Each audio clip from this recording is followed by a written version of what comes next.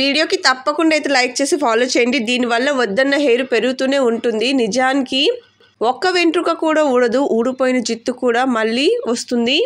Shampoo చేసేటప్పుడు చాలామంది mistake చేయడం వల్ల హెయిర్ చాలా డ్యామేజ్ అయ్యి రాలిపోతూ ఉంటుంది.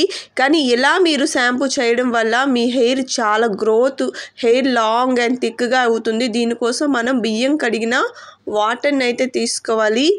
మనకి ఇదేమి ఖర్చుతో కూడుకున్న పని కూడా కాదు.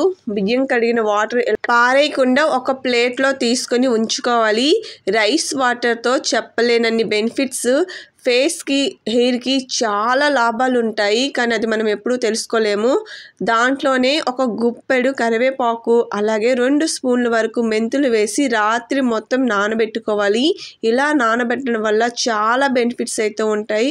మరుసటి రోజు వీటన్నిటిని ఇలా పిసుకుతూ ఆ కరివేపాకులో ఉన్న గ్రీన్నెస్ మొత్తం ఆ రైస్ వాటర్లోకి వెళ్ళే వరకు చేశాక దీన్ని స్టెయిన్ చేసుకొని పక్కన పెట్టుకోవాలి. కావాలంటే దీన్ని ఎయిర్ ప్యాక్ కూడా యూజ్ చేసుకోవచ్చు. ఆ తర్వాత దీంట్లో మీరు రెగ్యులర్గా ఏ షాంపూ అయితే వాడుతున్నారో ఆ షాంపూని వేసుకొని తలస్నానం చేసే ప్రతిసారి ఇలా చేయడం వల్ల మీ హెయిర్ అసలు డ్యామేజ్ అవ్వదు, ఊడిపోదు. ఊడిన వెంట్రుకలు కూడా మళ్ళీ వస్తాయి. ఇలా అప్లై చేసుకోవడం వల్ల మంచి బెనిఫిట్.